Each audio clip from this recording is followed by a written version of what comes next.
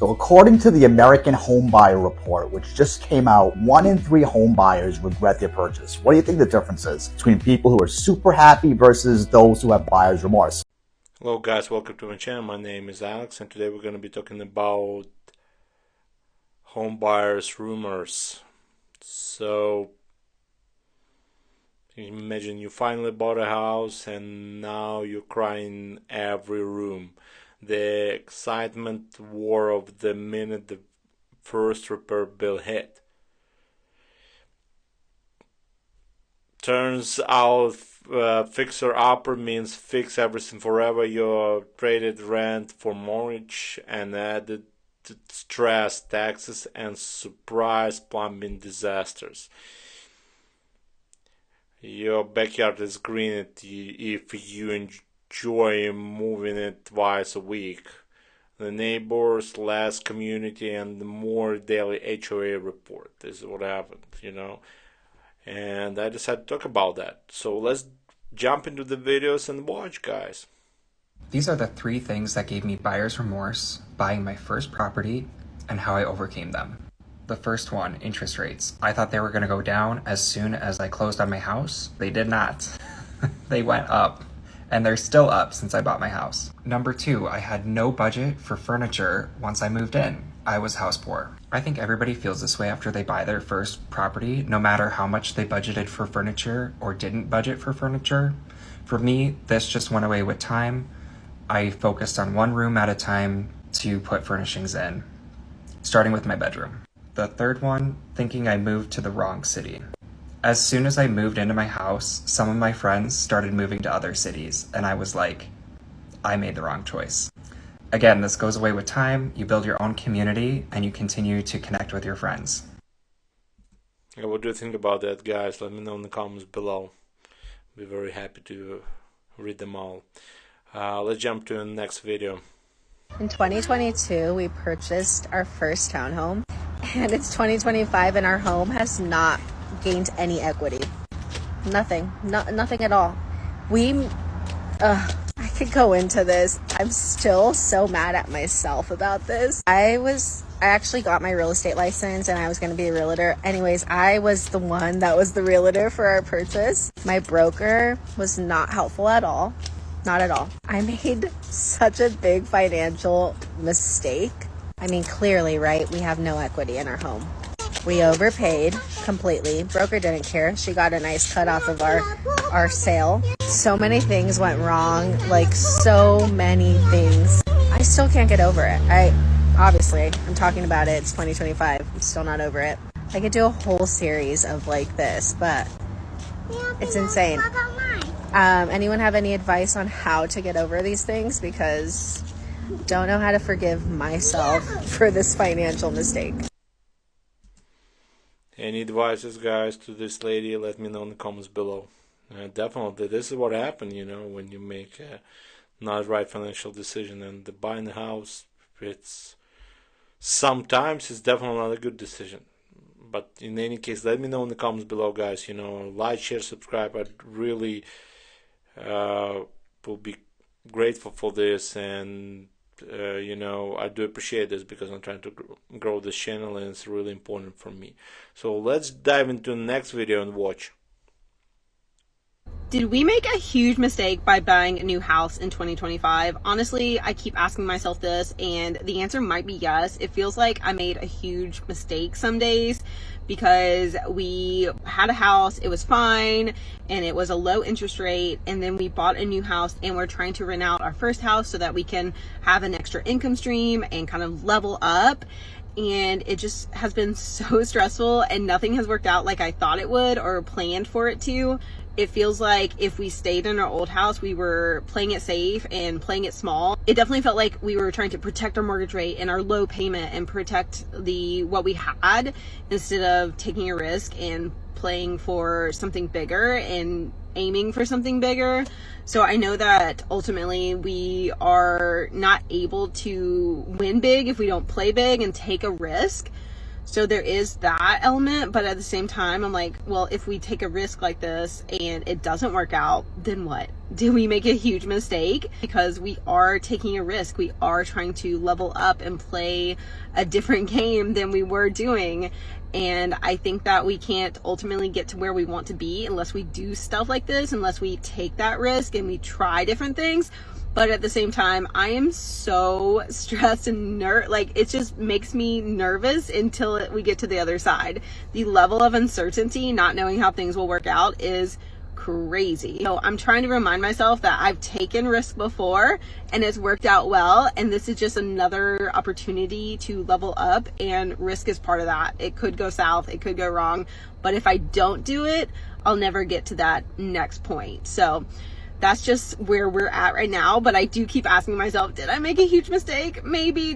Did I try something and risk something? Because that's what life is all about, taking risks. Yeah, I did. And we'll see if it works out or not. Yeah, you see this lady take a risk, and I don't know, I hope everything's going to be okay with her. You know, as I understand, her first home had very low interest rate, and now she decided to take a second loan on the home, and the interest rate was probably higher, a little more higher or slightly higher, we don't know, but still, you know, she took the risk, and I hope everything's going to be okay with her. You know, it's really important to understand all this stuff here. So, and, you know, calculate all your risks. Let's dive into the next video and watch, guys. What if I regret my purchase? Buyer's remorse is a very, very common thing, especially in real estate. There are quite a few people that regret buying their home because they now feel trapped to buy their home and they don't feel like they can do anything but just pay their mortgage off. Yeah, agree. That's what happened, you know. So, always understand everything, calculate the risks, and, you know, I think everything's gonna be okay. And like always, guys, I will gonna add some juice here too. You know, I'll try to share my thoughts about that. You know, what I'm thinking here is that like every crack in the night feels like a $2,000 problem when you buy in the house. You know, you thought you feel proud, now you just feel financially handcuffed. There's no landlord to call, just you own YouTube DIY panic. You love your home, but sometimes you miss your landlord and your old deposit. The American dream came with the home-sized helping of regret, and now you're just hoping the roof holds up until next spring. You know, that's what I'm thinking. You know, sometimes we're missing our landlords where we actually can rent someplace, and if something's wrong, you just, you know, call the landlord and they fix it for you. You also need to think about that sometimes it's good to rent. I can tell you that I checked several reports and read now millionaires actually more renting their places than actually buying the house in economy that we have right now. You know, why not? Okay, guys, let's dive in the next video and watch. So this is something that used to happen quite a bit a while ago, but it's starting to slow down, but it's just a friendly reminder. Look, if you're fortunate enough to get a house under contract, please make sure you actually like the house first. And what I mean by that is, you know, we sometimes see buyers, because they've been outbid a few times on different houses, they'll get a house under contract, and then it's almost like they have buyer's remorse. The next day they're calling you, they want to cancel the contract. Hey, you know, I didn't really like that house that much. I forgot maybe that third bedroom isn't big enough, so on and so forth. I understand the need to try to win a bid, and I understand the desire to get a house, but if you're going to make an offer on something, please make sure you actually like it. And I know that sounds really simple and straightforward, but you'd be surprised how often we get buyers that want to change their mind the very next day. It's an absolute disaster. It's terrible for the sellers. It's terrible for the realtors, and really the families involved as well. So before you make an offer, make sure it's a place you could see yourself living in. Yeah, agree. I'm just want to say that, you know, definitely if you're thinking that this house is good for you, make an offer. If not, just don't do that, you know. Okay, so let's dive into the next video. Yeah, I'm being so for real when I say this. Like, I'm 22 and I just bought my first house on the 30th. I signed the papers for closing. And is it normal to have like buyer's remorse? Like, already? I'm not even moved in yet. Like, I moved from my apartment on Wednesday to this house, and it's a 3-bedroom, 2.5 bath. Like, it's nice. I wanted it. I was so excited for it. And then literally like up until I signed, like when it was time for me to sign, I was having like buyer's remorse. Like, is that normal? Like, I feel so stressed out. Like, the mortgage is like 500 some dollars more than what my rent is at my apartment. I need a new car, and the only reason why I'm moving is because I have a growing family, and this is a 2-bedroom apartment and it's really small. So this house that I bought has a backyard and it's just big, and it'll do for my little growing family. But y'all, like, I'm already like regretting it. Like, please tell me that that's normal. Yeah, let me know in the comments below, what do you think about that, guys? You know, is it normal or not for her to have buyer rumors, you know? Because definitely, no, maybe it's not okay for her to have that, but maybe yes. Just let me know in the comments below, what do you think about that? Okay, guys, let's jump to the next video and watch. Okay. Alright, I'm on Reddit and I'm looking at some of the posts that people put up in the Oz property chat. Let me read one out because this one hits home for a lot of people. How do I deal with buyer's remorse? So, this person says, I bought a 70s walk-up that's fully renovated in Kew. I'm currently renting in South Yarra. I decided on this place after 1 month's looking, and in retrospect, I think I may not like Kew, especially leaving my gym and the younger crowd and all the quirks that an old apartment has is starting to get on my nerves. I feel like I got into it too quickly. How do you feel when you bought your first property? Is it supposed to feel so stressful and nerve-wracking? Or did it really feel like, yep, that it is so easy? I'm probably too far in the process to back out now, but yeah, it's playing up on me every day. How do you deal with buyer's remorse if you have any experience? Whew, this is awful. I feel really bad for this person because a month on market, yeah, in retrospect, isn't a long time, but you don't also need to punish yourself by being on market for 6 or 9 months. Yeah, dealing with buyer's remorse is super common. I think my tip to this person would be, know that you can get out of properties. It's not a one and done for life. If you can learn to adapt for the next 12 months, or make some small changes to kind of love where you are, it will help you mentally to get through it. So starting to not look at the negatives, but look at the positives, which is easier said than done. If I had to go back a step and say to someone, let's say you're on the market and you don't want to end up as this person on Reddit, what I would be saying is you've got to research the area, not just the house. You might find the house in that location, but it's not going to suit everything. Like a Bodhi, part of like our methodology, right, is we ask questions when you're doing the property search. Where's the gym? Where's mum and dad's? Where's work? The reason we ask those questions is so you can actually visualize, is this in the right area based on your lifestyle habits? Yeah, agree. Trying to add videos from different countries even sometimes, just just to show in my show that this buyer's rumors, this is actually the problem, not only in states but in other countries too. Okay, guys, let's dive in the next video and watch. So I was just sitting here thinking about some regrets that I had when I purchased my first house. So honestly, when I bought my first house, I just bought a house that was way too big for what I needed. And you're probably wondering, okay, why is that a big deal? For starters, when you start getting those light bills and water bills and upkeep and the maintenance, and then when you have rooms that are just literally sitting empty and collecting dust, but you still gotta vacuum it and cleaning it, then you start seeing your mistake. Long story short, I ended up selling that house. I originally had 4 bedrooms, 3 bathrooms. I now have 3 bedrooms, 2 bathrooms, which is a lot easier to manage. But long story short, if you're thinking you're gonna grow into the house, yeah, don't do that. Unless you really are going to have a kid in the very, very near future and that's already planned, yeah, like, do not do that. It's such a waste of money. Yeah, you see, definitely, I agree. Just buy the house that you actually need. Okay, let's jump to the next video. A little bit sad one, but still, I'm adding all different videos to this show just to show you different sides here. So let's dive in the video and watch. So I'm here, like I do exist, but I've been crying, like proper Kim K crying. So I'm not even gonna bother showing my face. But we do have a living room. It is a bit nicer. But yeah, like obviously I'm a first time buyer. I'm doing it by myself. Even like we sat in this living room talking, it's echoey, and that's making me emotional. But I'm just wondering, is it normal to feel so? I feel like I'm gonna cry now.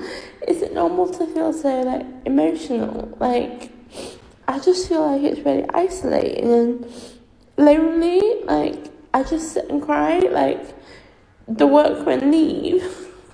I'm even crying now. The workmen leave and I just burst into tears. Obviously, I'm working full time. Like it's not like I haven't got a job. I'm working. But I just can't help but think like, have I made like a massive mistake? Because I just get so emotional, and I just think, what have I done? Like I've made a massive mistake, because it just I feel so lonely. I've got a TV, I sit in the bedroom, I watch TV, but I can't shake this feeling of loneliness. Like, I just want to go back home. And I've never felt like that in London. Like, never ever have I felt like I just want to go back home.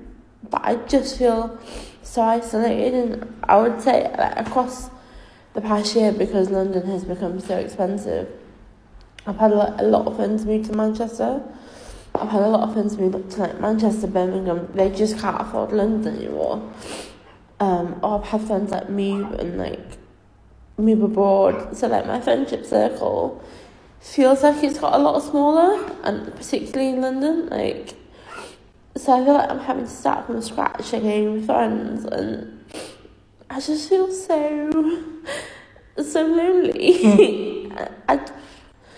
I never thought I'd feel like this after living in so many bad house shares. But the workmen literally go, and I literally just sit and cry.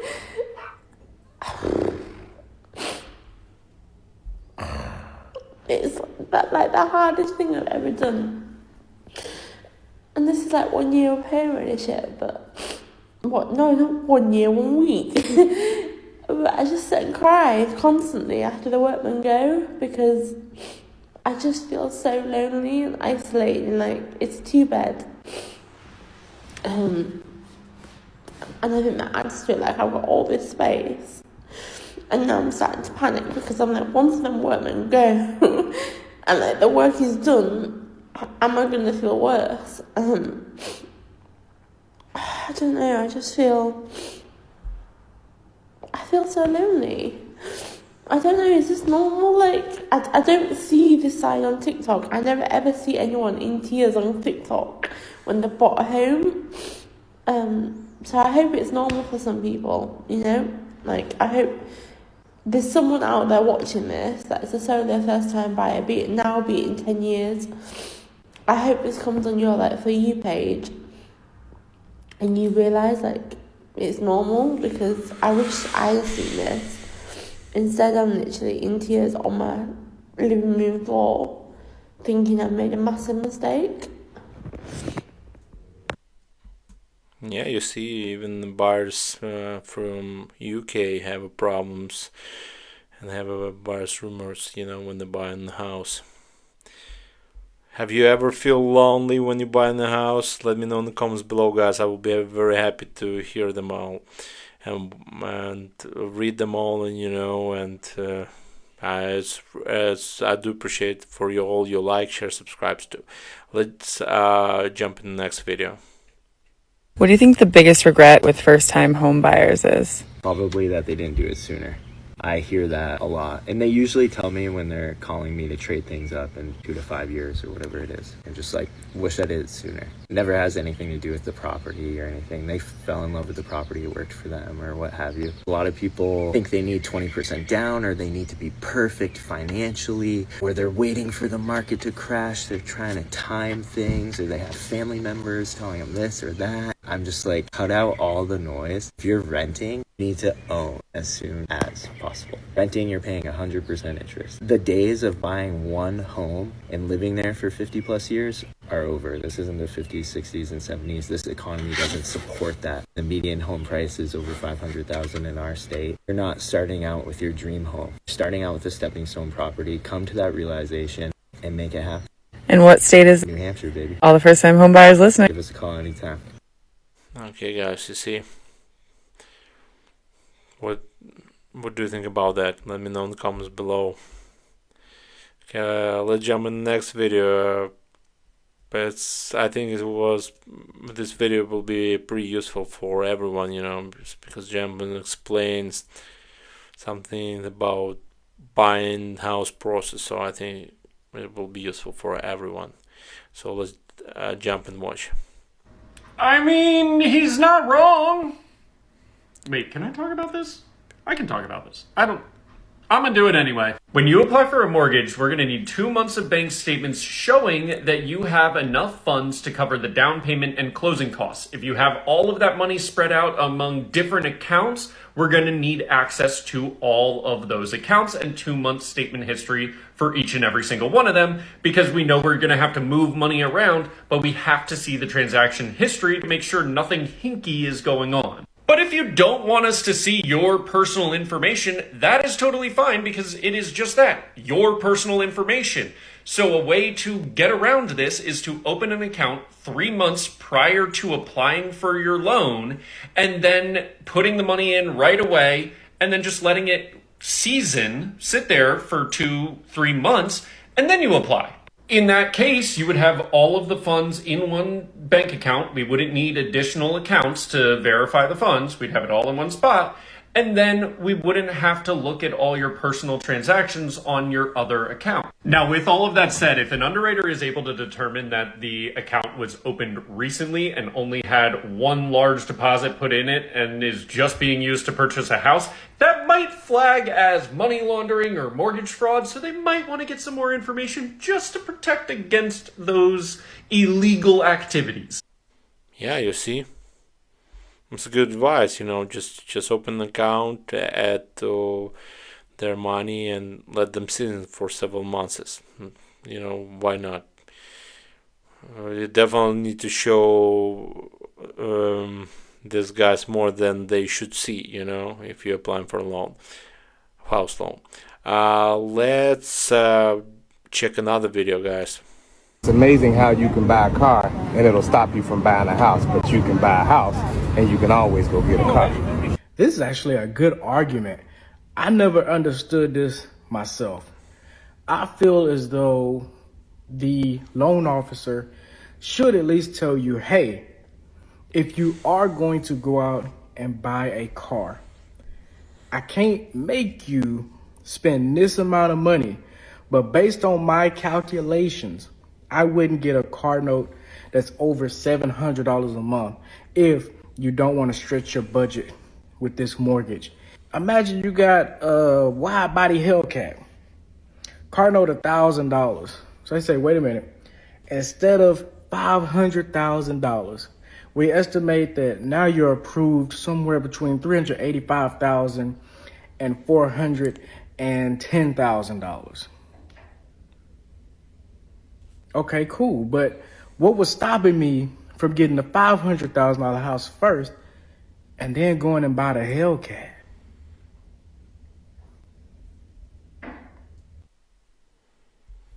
Yeah, you see. Pretty good, useful advice. First of all, buy a house, then buy a Hellcat car. Or any other cars, you know. But definitely, you see, first of all, you buy the house, then you go and buying a car.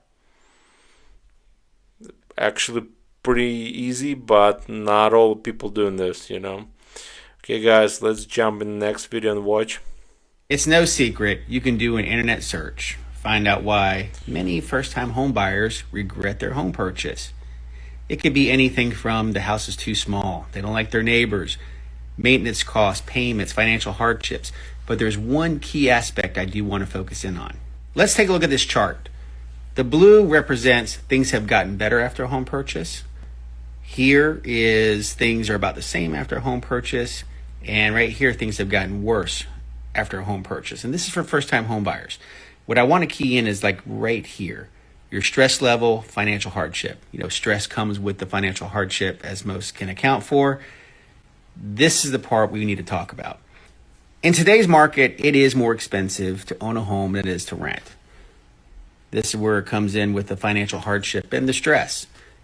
But owning real estate is a long-term investment. Where are you going to be the next 10, 20, or 30 years? This is where you're going to be glad that you did make that home purchase. It may hurt today, but in the future, you're going to have no regrets. You can keep renting, have that cheaper monthly housing payment, but let me let this sink in. Homeowners are 43 times wealthier than renters. And the sooner you get into real estate, the more that wealth is going to accumulate. I'm a mortgage loan officer. I see scenarios every day. I can tell you for a lot of people, the difference between owning a home and not owning a home is their budget. A less expensive car, not so many vacations. It is great to have all that fun. I get it. But you have to also look out for your future, and real estate is going to help you gain that wealth. And speaking of wealth, 90% of millionaires own real estate. Now, this doesn't mean if you own your single primary residence that you're going to have $1 million worth of equity. It's possible. In some markets, that is very possible, but not likely. However, the wealth you gain from owning real estate, on top of your 401k, savings, things of that nature, 90% of millionaires have real estate in their portfolio. Hey, what do you think about that, guys? Let me know in the comments below. It's interesting. We also heard a lot of buyers rumors in the show today, and I hope you enjoyed this episode. I'm done for today. Hope you will be safe, guys. See you in the next episode, and bye for now.